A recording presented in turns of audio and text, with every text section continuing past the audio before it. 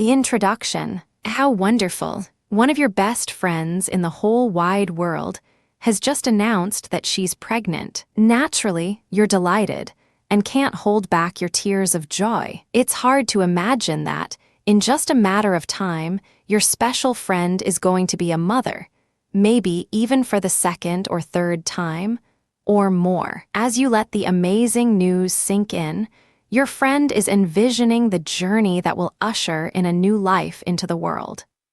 The gynecologist visits, the morning sickness, the ultrasound testing, the roller coaster of emotions that will eventually culminate in an experience that defies description. Indeed, despite the frequency of births tens of thousands a day, all across the world they remain nothing short of miraculous. It's not hard to imagine, therefore, that your friend is reflecting on issues that are truly hard to put into words. Your world, however, is rather more pragmatic. You're thinking of the baby shower. Or rather, you're thinking that you might not know enough about planning and managing a baby shower. And that has you worried. Well, worry no more. In your hands or on your screen is the quick and easy guide to baby showers. Within the following pages, you'll learn everything that you need to know to throw a perfect baby shower. You'll learn about the elements of planning a baby shower from the ground up, managing a baby shower from start to end, other tips, strategies, and suggestions. Don't worry if you've never organized a baby shower before, and worry even less if, in the past, you've tried to organize a baby shower but bumped into some obstacles along the way. This book is designed to be easy, practical, and fun. In fact, if you aren't careful, you may just become a baby shower specialist, with people calling you up and asking you for your advice and insights. Now, would that be fun? As you make your way through this book, bear in mind that the suggestions in here are meant to be applied, and they do work.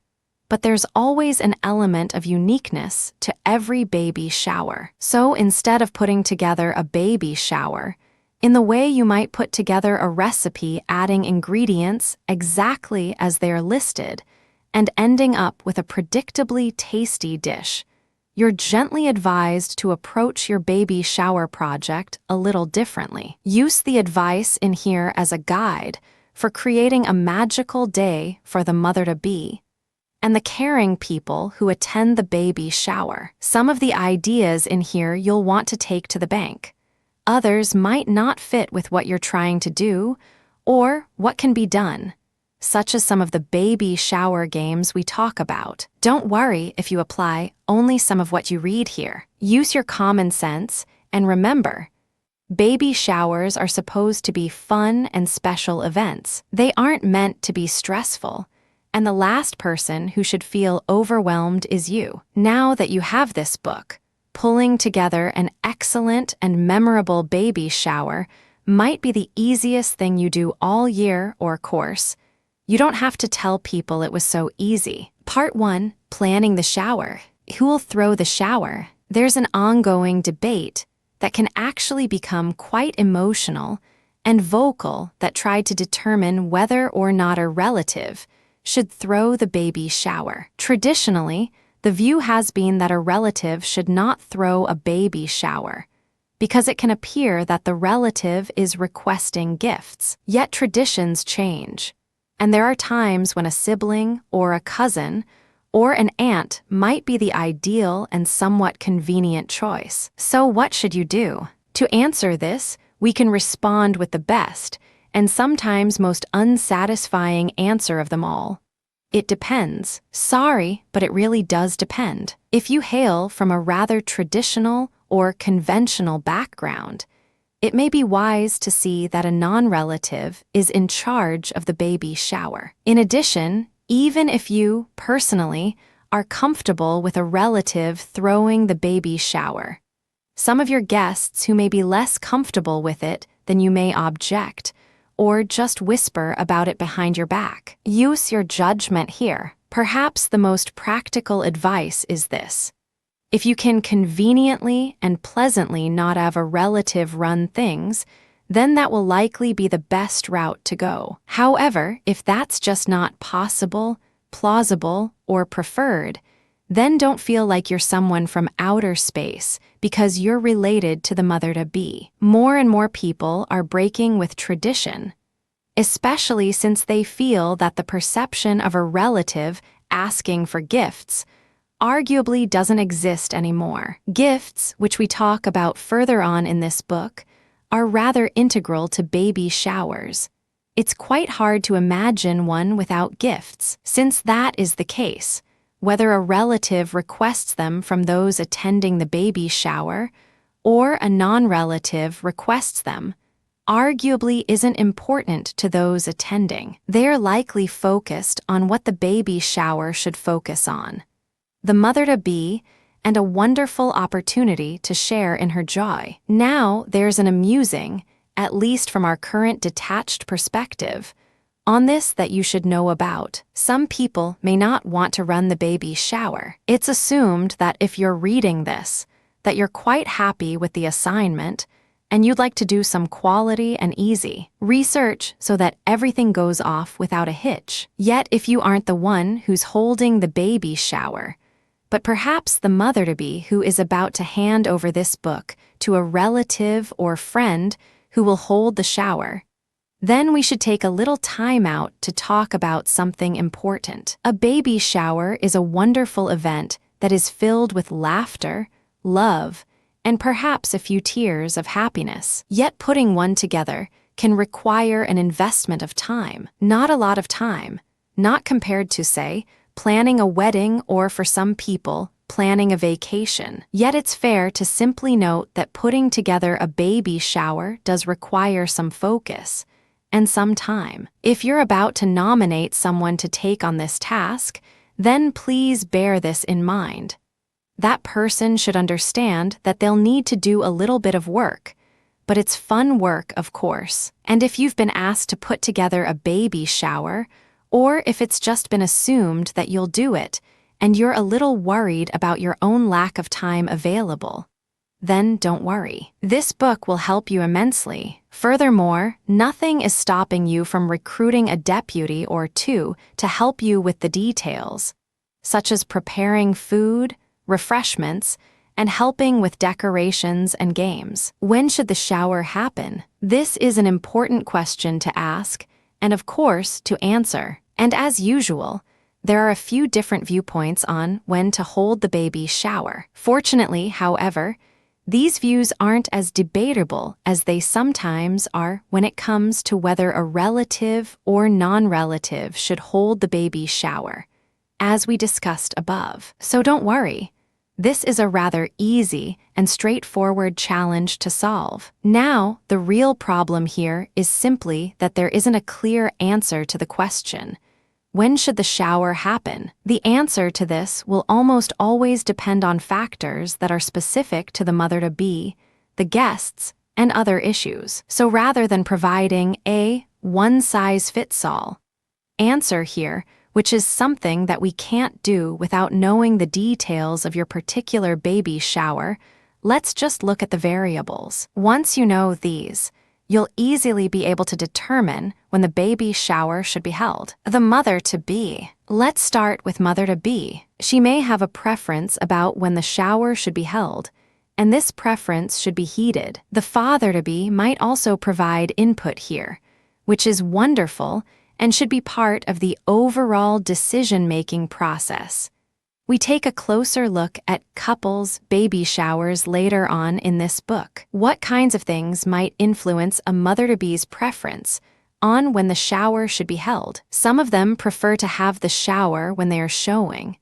They may feel that there's something more appropriate, for lack of a better word, about holding a shower when people can actually see that a baby is on the way. In practical terms, this means that a shower might be held well into the second trimester, or into the third. The guests. As we all know, December is a season for parties and events, both business and personal. As a result, it may be polite to not hold the baby shower during party season, as it may influence whether people would be able to attend or be able to relax when they attend, because they don't have 3 more get-togethers to go to after the baby shower. Furthermore, if you live in a wintry climate, it may be a pleasant idea to not have the baby shower in the dead of winter. True, life does go on in the middle of January, and people go to work and do many of the things that they want to do, go shopping, go to restaurants, and so on.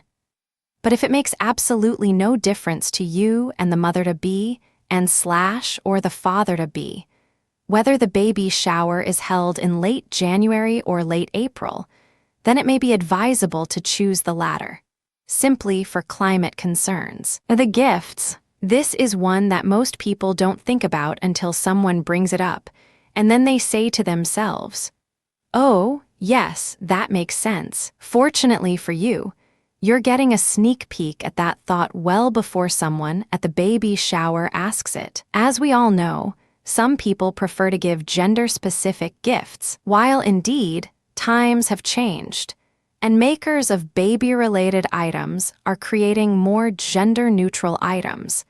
There's still a large contingent of people who want to give baby blue gifts to an impending son or pink gifts to an impending daughter. In light of this, if the parents-to-be have decided to learn the baby's gender via ultrasound and further decided to share that information with the world at large, then it may be very appreciated by the baby shower guests if you hold the shower after the baby's gender information has widely disseminated. In other words, some people will be grateful that they know whether a boy or girl is on the way before they buy their gift. Ultrasound gender diagnostic tests typically happen around the 9-week mark of gestation, though it can be later in some cases.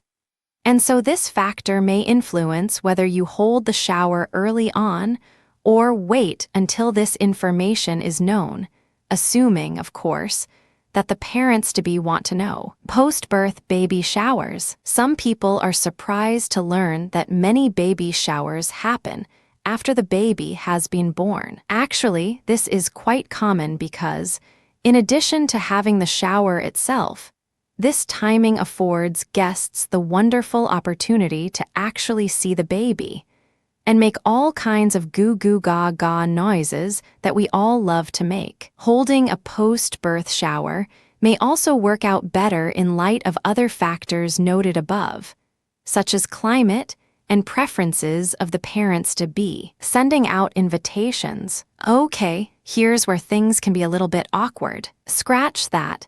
Here's where some people dread being in charge of a baby shower because at issue is who to invite. A good rule of thumb here is to work with the mother, and ideally, the father, to be in order to decide who should attend and who should be left off the list. This is a delicate scenario and can cause a number of minor headaches, even some major ones. The problem is simply that while it would be ideal to invite everyone who would want to attend, that's just not practical, either economically or simply in terms of planning. Ultimately, decisions will have to be made, and if you can work with the parents-to-be to make these decisions, the chances of making wise ones will increase. Once you've figured out who to invite, and this process can take a few days of thinking and rethinking, the next step is to send out the invitations. Ensure that you do this well in advance of the baby shower. There are 2 major reasons for this. Firstly, you want to give your invitees enough lead time to that, if they do have something planned on the baby shower date, that they can, if they wish, move those plans in order to attend. If you don't provide them with enough notice, even if they want to change their existing plans, they might not be able to. Secondly, you want to give people enough time to RSVP, i.e., confirm their attendance. Some people are not the most organized people in the world, and as such, they might not RSVP right away. As such, you want to give them a bit of time to get to this on their ever-growing to-do list. Now, there's another issue here that we should discuss. Some people think, or just assume really, that if you don't RSVP, that means you aren't attending. That's actually not technically correct. RSVP doesn't mean, even in the French language from where it comes, that someone is going to attend. It simply means, please get back to me on this. So what's the issue? It's that it can be a little disastrous to assume that if you don't get an RSVP, that people won't attend, because some people will simply show up. And when you say that you assumed they weren't coming because they didn't RSVP, they may frown and say what we're pointing out here. RSVP itself doesn't mean yes or no. It just means, please respond. Naturally, of course, people should RSVP and let you know if they're going to attend. It's the polite thing to do, without question, but polite is one of those eye of the beholder terms. And people who haven't invested several days of their life to putting a memorable baby shower together may not realize how impolite they are being by just showing up unannounced. So how do you solve this problem? Well, like all good solutions, you head it off before it becomes a problem. While you want to have all of your invitees RSVP, you should make it utterly clear that you'd like a response regardless of whether they will attend. To that end, depending on the size of your baby shower guest list, you should include a self-addressed stamped envelope and a self-typed note with each invitation that says something like this. You can create any variation of this as you want. This is just a simple little sample that highlights the things that you should ask, whether an invitee is attending or whether an invitee isn't. In other words, you don't want any gray area here. You don't want any default that says, I didn't reply, so I'm not coming. A little note like the one above obliges, in a polite and tasteful way, your invitee to actively let you know whether they'll show up or not. Now, if your baby shower guest list is smaller and it's feasible to do so, you may want to skip the mailing campaign and just phone people up and ask them to attend. If you have the time and the ability to do so, the guest list is small enough for you to manage. This is the preferred method. It gives your invitees the opportunity to ask pertinent questions, such as whether the mother-to-be is in any gift registry. Let's talk about this right now. To gift registry or not to gift registry. This is another one of those fun decisions that involve the mother-to-be, and probably the father-to-be as well. Gift registries are, generally speaking, wonderful inventions because they conveniently solve a lot of potentially confusing problems, such as, what will the parents-to-be want as a gift? What gift items have already been purchased by other invitees? What price range is appropriate? So with all of this evidence in favor of gift registries, why might someone not use one? Well, there are a few reasons. The simplest reason is one of preference. Some people simply don't want to limit the range of things that guests might buy, especially if some gifts aren't typically found in stores that offer registries. For example, some artistic guests may want to create something for the baby, perhaps wooden mobile or a beautiful picture to hang in the baby's room. These kinds of items, by definition, can't appear on a gift registry, and so parents-to-be might wish to avoid using one. Another reason is one of cost, depending on the number of people invited to the baby shower. And presuming that those that have been invited attend, there may be a slight awkwardness if the registry contains gift possibilities that might frankly be outside of a person's price range. This can indeed be awkward. For example, if 20% of the gifts in the registry are below, say, $30, there is some possibility that these ones will be snatched up first, thus leaving a latecomer to buy something more expensive or risk buying something that isn't on the registry at all and therefore might not be wanted by the parents. To help deal with this situation, it's possible for you, as the organizer, for informally recommend that people band together to buy certain bigger ticket items, like a crib or a stroller. In this way, people can still stay within their budget limitations, yet purchase something that the parents want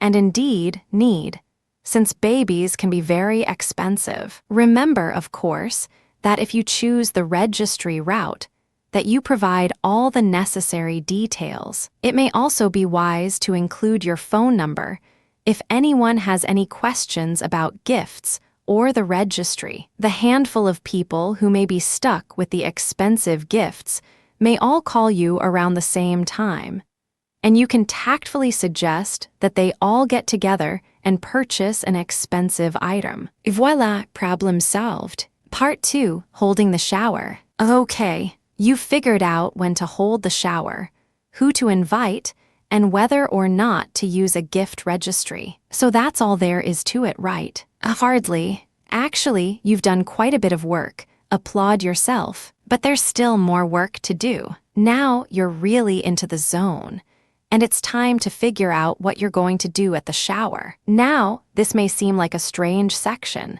After all, people will show up at the shower.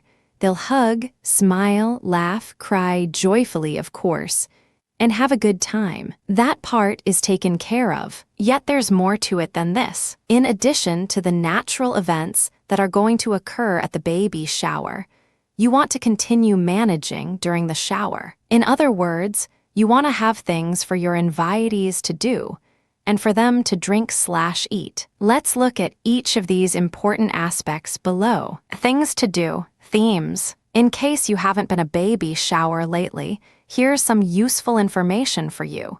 Themes are in. This means that more and more people are opting to create a certain style or theme of baby shower. Do you remember those high school dances that were built around a theme, like oldies theme or rock and roll theme or something else? And the decorations and so forth all reflected the chosen theme. Well, that's the same deal here with thematic baby showers. Now, the sky truly is the limit on what theme you'd like to use. Really, anything that you can imagine, provided that it's realistic and within your budget, is fine. To create a theme, simply have the following items reflect what you've chosen. The invitations should themselves reflect the chosen theme, e.g. Alice in Wonderland. The baby shower room should be decorated with items reflecting the theme, e.g. colors, posters, props such as stuffed animals or balloons. The refreshments and food, discussed further in this book, should reflect the theme. Now, just in case you want to get your creative juices flowing, some suggested themes are provided to you below. They're all from the website www.babycenter.com and from real people who held successful baby showers, just like yours will be. Theme: a tea party. Do you remember playing tea party when you were a child? You'd get together with your little friends, or perhaps your stuffed animals, who were alive, of course, and together you sat down and enjoyed a pleasant and light-hearted chat over a cup of tea. Back then, it's possible that your tea was, well, of the invisible variety. After all, you weren't allowed to have boiling water in your pot. You might burn yourself. Now, however, you're all grown up and can enjoy the visible variety of tea. It tastes a little different. To enjoy this theme, simply recreate that vision of when you were young. Invite all of your stuffed animals, who are still alive, of course, and have them sit in chairs around the area where the baby shower is being held, probably the living room or perhaps a finished basement. This theme is sure to bring back a lot of warm memories for all of your guests, because most of us did play at tea a few times. To that end, you can invite each guest to bring a stuffed animal who can attend the festivities, and they can even leave the stuffed animal behind as a little bonus gift for the baby. Theme: celebrity. Really, who wouldn't like feeling like a celebrity every now and then? Imagine having people around you bustling to get your autograph, or to take a picture of you for those glamour magazines.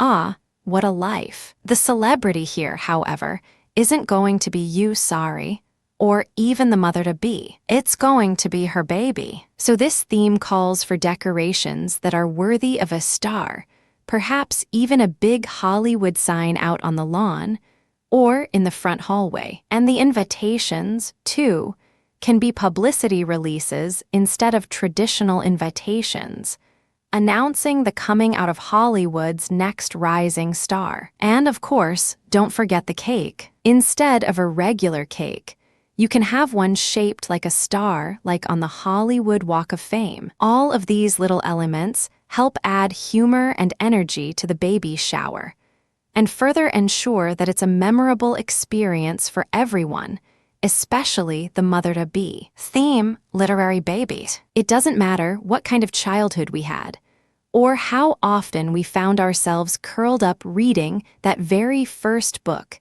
that made such a positive impression on our growing imaginations. It could have been a Dr. Seuss book, or perhaps something a bit later, such as your first Nancy Drew mystery. Regardless, a literary theme baby shower calls for each guest to bring, in addition to their gift, a special book from their childhood, something that inspired them and, indeed, continues to hold a fond place in their heart after all of these years. Though it'll be a number of years before the baby learns to read any of the books, they will serve as a wonderful library that the child can grow into.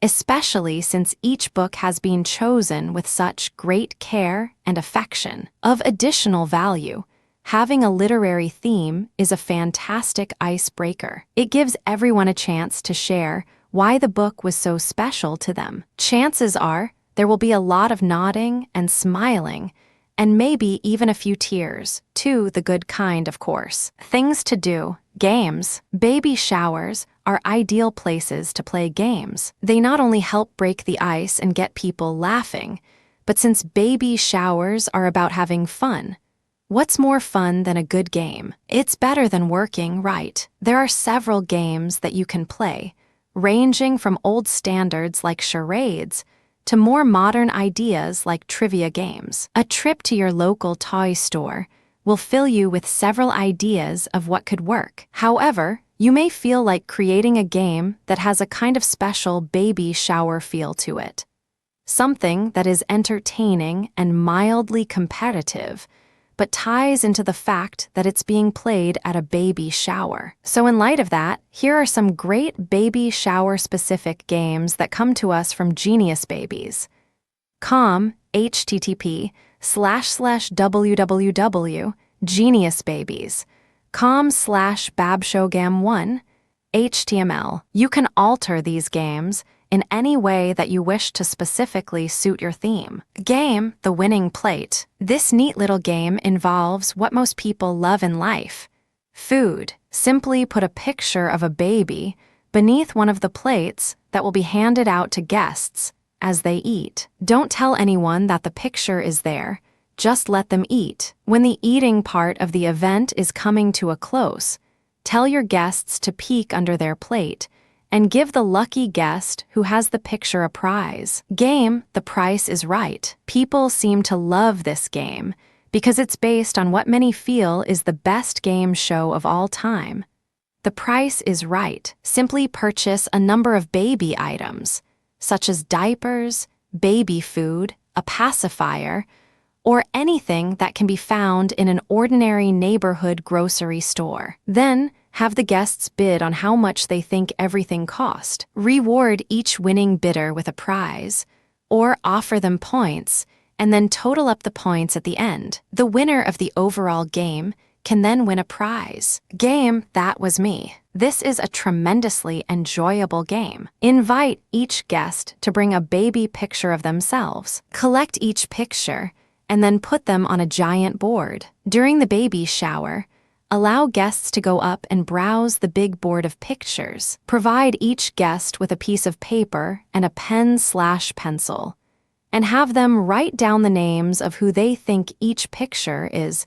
Put a number beside each picture, so that they can be referenced. At the end of the game, reveal the answers and see who has the best eye. This game is not only slightly competitive, but it also always leads to a lot of laughs and "oh, you were so cute." Food.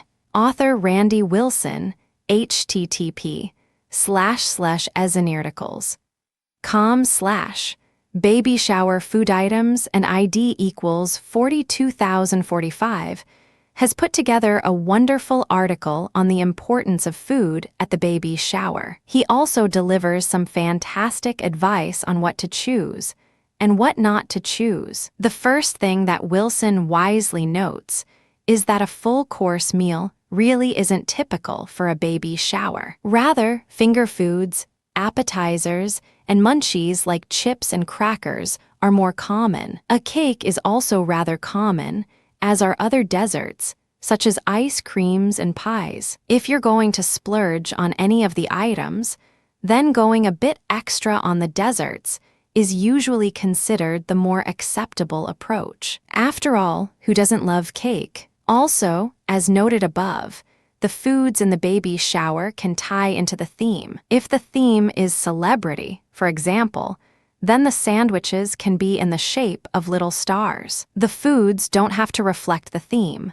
which means that you should feel bad or like a failure if you can't find a way to make little star-shaped sandwiches. It really is an art form. However, if you can tie everything together, it will make your baby shower that much more memorable an event for the guests and the parents-to-be. Having a wide selection is also important, and we discuss this in some detail in the Insider's Tips section of this book. Suffice it to say, try and have enough variety to account for tastes and dietary preferences. Nowadays, the wise approach is often to allow guests to do a little bit of preparing themselves. For example, instead of putting the salad dressing in the salad, or putting condiments such as mayonnaise on the finger sandwiches, you can leave these for your guests to add themselves, if they so choose. The same goes for desserts. While it's wonderful to have rich cake and tasty pies available, it's always nice to offer fruit as an alternative. Some people may not want to, or may not be allowed to, consume that many calories or enjoy that much sugar. Part 3. Insider's Tips. Yes. What would a how-to book be without Insider's Tips? These are the tried, tested, and sometimes regrettable details that you really need to know in order to create, management, and complete a perfect baby shower. You'll likely find some of these to be common sense, though a few may surprise you. It's these strange ones that are the most important to you, because heeding the advice to do or not to do them can be the difference between making your baby shower memorable for the right reasons or for the wrong ones. As you plan and roll out more baby showers, because you'll be so good at this one, people will want to consult your services. Your list of do's and don'ts will increase. Keep a journal handy to jot these insights and experienced down as you go. Things to do. Plan. It goes without saying, but let's say it anyway since we're all here together. Please plan ahead. You may be one of those very talented people who tend to do things without a lot of planning. You just have a flair for pulling things off, and often for pulling them out just in the nick of time. If this sounds like you, then you should really heed these sage words. Please plan ahead. The thing about a baby shower is that there are a lot of variables that come together to determine whether it succeeds or doesn't succeed. As you know from reading the first section in this book, everything from choosing the time of year for the shower to the amount of time to RSVP the invitations are elements that can influence the shower. Or to put things more frankly, if something is wrong in any of these elements, then they will almost certainly negatively influence the overall baby shower experience. So how do you deal with this? Simply by planning ahead. Have a plan, write it out, and see what you have to do and in what time frame. If you need help, Then talk to the mother-to-be and recruit some deputies. If you need assistance making a decision, such as who to invite, then get the help that you need. By planning, you're able to see what you need to do,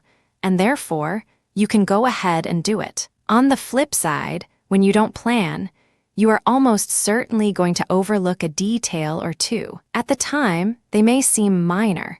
Do I really need to follow up with people who haven't RSVP'd the invitation? Yet once the shower actually happens, it's kind of like racing a car in the Indy 500. If there are flaws, they will be exposed. So don't let your little details come back to bite you or any of the other guests, including the mother-to-be. If you aren't a good planner, then here's your opportunity to become one. It's not that hard at all. It just requires a little effort that goes a long way. Things to do: decorate. One of the most memorable things about the baby shower will be the decorations. They might seem like yet another minor detail in a sea of details, but they will be something that people notice, appreciate, and indeed remember. You don't have to go overboard on the decorations, and you don't have to spend a lot of money. In fact, the biggest investment here will probably be your time. Simply choose the decorations that reflect the theme that you've chosen. You may want to consult the mother-to-be on the decorations. For example, if the mother-to-be is deathly afraid of spiders, a Charlotte's Web theme with giant spider decorations probably isn't the wisest decision to make. Things to do: cater accordingly. Perhaps more than ever before, people are very serious about what they eat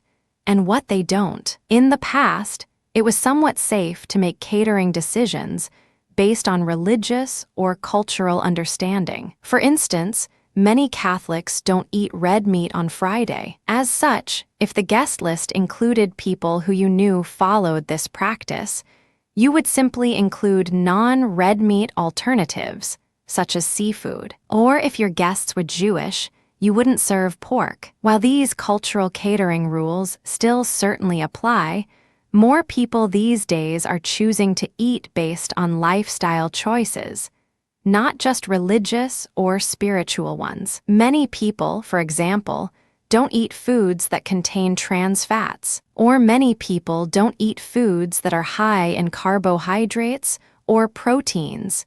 It's hard to tell which one is good these days and which one is bad. There are also many more practicing vegetarians in the Western world right now, and that, too, can be a little confusing. Some people who describe themselves as vegetarians will eat fish. Some will drink milk. Some won't eat cheese or honey. For fun, log onto the website of any international airline, like American Airways or Delta, for example, and within their site, just check out the in-flight hospitality section to see the different kinds of meals that are available. You'll be amazed at how many different categories of food there are. You'll find everything from low-calorie to lacto-vegetarian, to low-carbohydrate to low-sodium, and even more. Now, don't worry. You don't have to serve dozens of kinds of food. The idea here is simply to be aware that in the world today, people are much more informed about what they'll eat and what they won't. So when you make your catering decisions, try and think outside of the box a little. This means see if any choices that you're making could limit your guests' enjoyment of a particular food. For example, if you're ordering little finger sandwiches, it may be wise to have cold cuts on a separate plate that people can pick and choose from at their discretion. Those who don't want cold cuts for any reason, including taste preference, can simply not pick them up. Also consider the types of foods that you offer. If your guest list is going to be predominantly filled with senior citizens, foods like celery, which are murder on dentures, isn't a good idea. Before we go on to the next do, please take a moment to consider whether you'll have alcohol at the baby shower. Now, this book is not a legal guide, and nothing within it, naturally, should be seen as legal advice. However, according to media reports, There have been some cases where people at parties consumed too much alcohol and, as a result, injured themselves and other people. This is tragic enough, but to add even more unhappiness, the party hosts were also seen as partly liable. Now, these isolated cases, which have garnered so much media attention, were for holiday and New Year's Eve-type parties, where alcohol is considered a party staple. It's hard to imagine a baby shower where anyone would drink past the point of sensible. Yet it can happen, and it's something that you simply need to be mindful of. So if you are going to serve alcohol of any kind, be it punch or wine coolers, etc., then make sure that you do what you need to do to cut people off who may not know when to stop. Or, like many people, you can just choose to have an alcohol-free baby shower and not give it a second thought. The choice is yours, and presumably the parents-to-be, but it's something worth discussion beforehand. Things to do: set a time limit. Baby showers are wonderful events filled with relaxing laughter and shared positive emotions. Yet all good things come to an end. Or rather, all good things should come to an end while they're still good things. This means, simply, that you should have a clear end time for the baby shower. This allows guests to efficiently plan their day, and it also gives everyone a chance to leave at the same time and not appear impolite for having to run and miss all of the fun. You don't have to monitor the baby shower, so that it stays precisely on schedule. This isn't a job, remember, and there are no shareholders. While you'll certainly want to usher the baby shower through its various phases, such as moving from games to food with enough time for people to eat, the important thing here is that the baby shower should end on time. Things never to do: don't choose awkward games. We've come a long way from charades. Now there are shelves full of games specifically designed for adults. Some of these games, as you can imagine or might have even enjoyed yourself a time or two, are of the well, they can be a bit racy, and they can ask awkward questions and inspire awkward moments, because that's part of the fun of the game. Now, you simply don't want the word awkward to be anywhere near your baby shower. In fact, you want to keep awkward at least 500 feet away from your baby shower at all times. So to help do this, ensure that the games you choose are suitable for everyone and won't lead to awkward situations. Also, think even further than whether the game itself is intended for adults only. Some games, like Twister, aren't typically enjoyed by people who may be obese or who are afflicted with a physical limitation. For example, if one of your guests is confined to a wheelchair, then having a game that requires mobility like Twister or a rousing rendition of musical chairs can be very awkward. It can actually inspire hurt feelings. Naturally, you can't be expected to plan ahead for every eventuality. You won't know, for instance, that one of the guests had a very traumatic piñata experience as a child, and therefore runs out of the room screaming when she sees one of them flying through the air. So what should you do when you can't know everything that there is to know? Simple, just have a few options. Keep a few backup games handy, just in case you detect that people are uncomfortable with the choices. It sounds like a little thing, but it can truly make the difference between keeping awkward at bay or having it crash the baby shower. Things never to do: don't ask people to eat standing up. Some people like eating while standing up, particularly kids, who always seem to be on the go and ready to do the next thing. Some of them even eat while doing something else, like walking or talking on the phone. However, it's safe to assume that your baby shower guests aren't going to be that frenetic with their movements. They'll likely want to peacefully sit down and eat. And that's why you must ensure that they have somewhere to sit and a place to eat. This is an oversight that a lot of very well-intentioned baby shower producers make. The thing is, it's sometimes very hard to envision just how much table and chair space is necessary. A room may look very spacious, but fill it with 15 people or more, and it can become very cramped. Again, the solution to this is in the word plan. Take a good look at the space in which the baby shower will take place. Literally count the number of sitting spaces and the number of table spaces. If there aren't enough of both to comfortably serve the number of people attending, then you need to do something about this. A quick and easy solution could be renting fold-away tables and chairs that can be brought out and then put away when the food is finished. Or, if the weather is nice, you can maybe count on doing things outside. If you do this, however, keep in mind that some people may still want to eat inside. Furthermore, always bear in mind that weather predictions are simply that. Predictions. Don't overestimate that accuracy of a sunny forecast.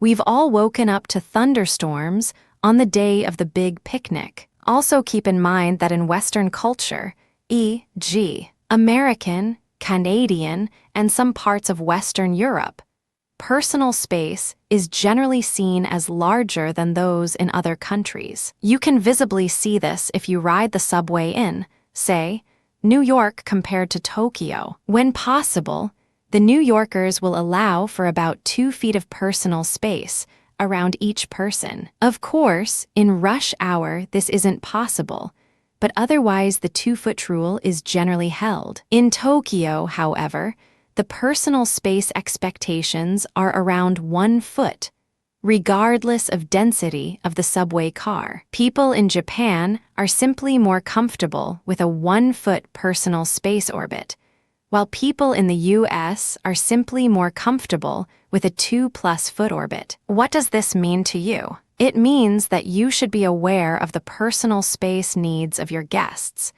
because if you aren't, then they'll be uncomfortable. So even if you believe you have enough room to seat and feed 15 people, ask yourself, is this really the case? Or are you literally cramming people to sit and eat side by side in a manner that is going to be culturally uncomfortable? It's little things like this that may seem like superficial details, but in fact, they make a huge difference when the baby shower actually happens. So if you don't really have enough space, then take steps to find more space. Or, at the very least, don't serve foods like soups that require a stable eating area, firm chair, and firm table. If you absolutely can't find enough space for all of the guests, choose foods like dry sandwiches that people can eat as they stand or sit on a stairwell. Obviously, the ideal is to have everyone sit, but if you can't, then your choice of catering can make things as good as they can be, all things considered. Couples showers. The website www.preggupeggy.com has an amusing article on what many call co-ed baby showers. This term doesn't actually mean that couples should be invited to baby showers. Rather, it refers to the husband of the mother to be inviting his friends to the baby shower. A very good trend over the last generation or so is that more men are participating in the whole childbirth experience. Many men are now also involved in the birth itself,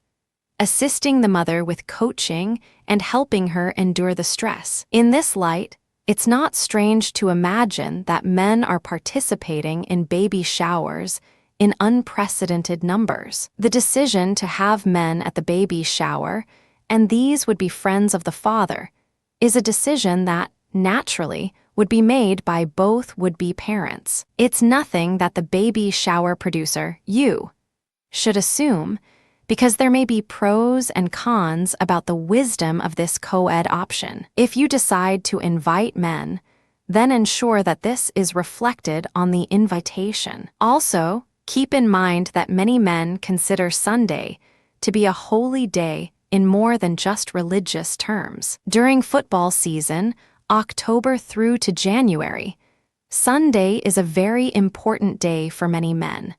and showing up to a shower might be the last thing that they want to do. So just bear this in mind. And if you have to do things on a Sunday, make sure that it isn't Super Bowl Sunday. And there's a period in March, affectionately called March Madness.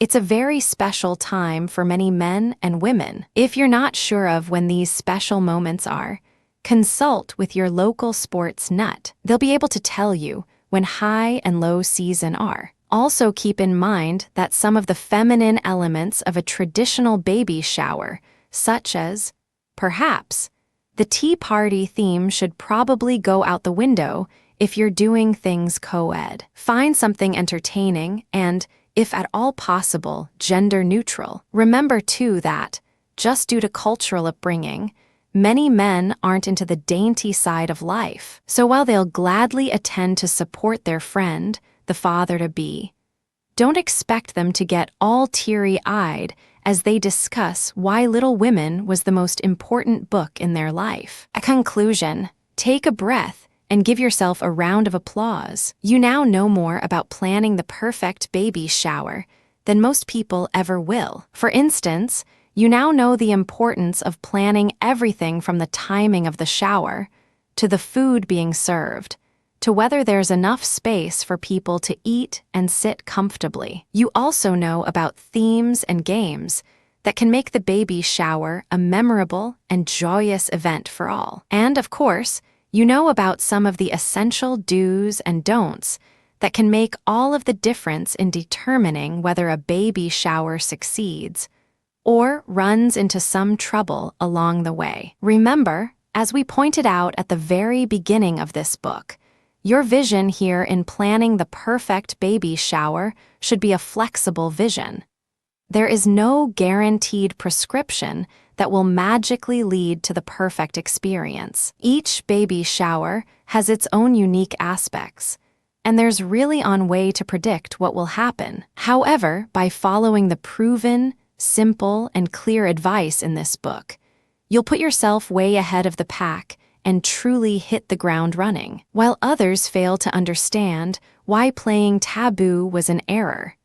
The guests at the baby shower that you put together will not have that problem. While others try and force their guests to eat hot soup without a table to rest it on, your guests will enjoy sandwiches that travel nicely. While others bore their guests, your guests will be laughing and having a good time thanks to the themes and games that you've provided. While others put together a baby shower that lacks character and uniqueness, people will rave about the one you put together for years to come. While others commit the cardinal sin of inviting men to a baby shower on Super Bowl Sunday, or during the Sweet 16 of the NCAA basketball tournament when the local university is playing, you'll have people sending you thank you cards for your consideration in scheduling things around that important day. And the list goes on and on and on. Good luck, have fun, and remember, baby showers are about sharing good times and having fun. Keep this in mind, and there is no problem or challenge that you can't overcome. And don't forget to keep a journal of your experiences, both positive and not so positive. This can serve both as a priceless memento of your baby shower experience and as a very useful tool for you as you go to your next baby shower, or help someone plan their perfect event.